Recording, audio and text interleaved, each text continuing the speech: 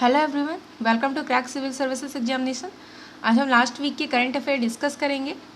इसमें पहला important fact है, जैसा कि आपको पता होना चाहिए कि हाल ही में 19 सितंबर को इंडस वाटर ट्रीटी सेलिब्रेट की गई है, इसकी 16th एनिवर्सरी। ठीक है, जो कि आपको पता होगा सिंधु जल समझौता कब किया गया था, किस किस देश के मध्य में किया गया था और कौन सी नदियाँ इसमें हैं, ये हमारे लिए तीनों बहुत ही महत्वपूर्ण हो जाता है।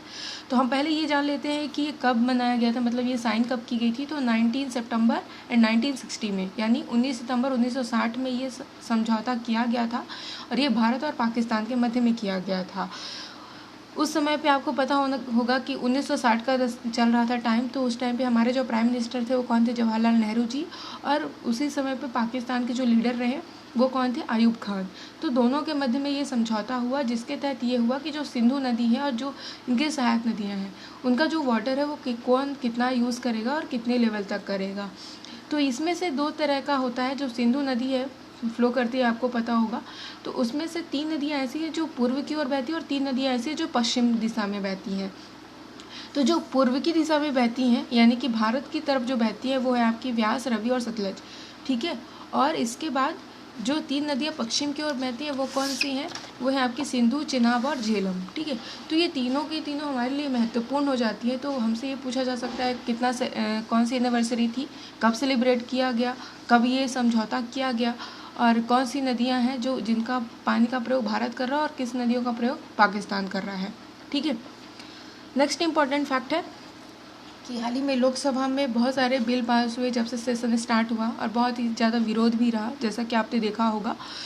तो वो आने वाले समय में वो सारे बिल मैं बताऊंगी क्लास पे, बट जो अभी इम्पॉर्टेंट है वो जान लेते हैं कि हाल ही में Indian medicine central council amendment bill pass किया गया है, जैसा कि लिखा है बिल। ठीक है, तो बिल स्टार्टिंग का एक प्रोसेस होता है, जब तक बिल कम्प्लीटली दोनों सदन में नहीं हो जाता तब और राष्ट्रपति के सिग्नेचर नहीं होते तब तक वो एक्ट में कन्वर्ट नहीं होता।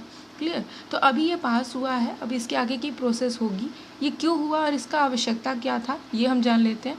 तो इसकी आवश्यकता यह थी कि हाल ही में आपको पता होगा कि जब से पैंडमिक है तो बहुत ही चीज़ें बहुत ही डगमगा गई हैं हेल्थ को लेकर के, क्योंकि लोगों का इम्यून सिस्टम बहुत ही वीक है और उनकी बॉडी का जो रेजिस्टेंस लेवल है बहुत ही हाई हो चुका है। इसलिए कोई भी नॉर्मल दवाई अगर हम लेते हैं तो वो हमें सूट नहीं करती। क्लियर, तो इसलिए ये हुआ कि हम ज़्यादा से ज़्यादा अपने इम्यून सिस्टम को स्ट्रॉन्ग करें और हम अपने मेडिसिन लेवल पे ही आयुर्वेदा, योगा एंड नेचुरोपैथी पे ज़्यादा फोकस करें, है ना। तो हमारा जो बॉडी का लेवल होगा वो सही होगा और हमें कोई भी दवाई और कोई भी जो हमारी बॉडी का रेजिस्टेंस है वो हाई नहीं होगा। ठीक है, तो ये इसका इम्पोर्टेंस है और इसके लिए एक नया बोर्ड बनाने की भी बात की जा रही है जिसमें 10 सदस्य होंगे। तो ये इम्पॉर्टेंट हो जाता है ना, फ्यूचर के लिए और हमारे हेल्थ के लिए। ठीक है, नेक्स्ट इम्पॉर्टेंट फैक्ट है कि जैसे मैंने हेल्थ की बात की तो हाल ही में हमारे प्राइम मिनिस्टर नरेंद्र मोदी जी के द्वारा लॉन्च किया गया है एज अप्रोप्रिएट फिटनेस प्रोटोकॉल। ये प्रोटोकॉल आपका फिट इंडिया मूवमेंट की 1st एनिवर्सरी में लॉन्च किया गया है। इसका प्रमुख उद्देश्य क्या है ये जान लेते हैं। तो प्रमुख उद्देश्य यह है कि जो भी हमारी जो एज है, चाहे हम बहुत ही छोटे हो या हम बहुत बड़े हैं या हमारी एज प्लस हो गई हो ज़्यादा, ये मैटर नहीं करता। ये ध्यान रखना चाहिए कि हम अपने हेल्थ को किस तरह से ले रहे हैं। ठीक है, इसके लिए हमें प्राइम मिनिस्टर जी के द्वारा एक मंत्र भी दिया गया है कि आप डेली क्या करिए, योगा करिए, अपने आप को फिट रखिए। और एक मंत्र का दिया गया है क्या, फिटनेस का डोज आधा घंटा रोज। क्लियर, तो ये हमें पता होना चाहिए। Fitness dose half an hour every day.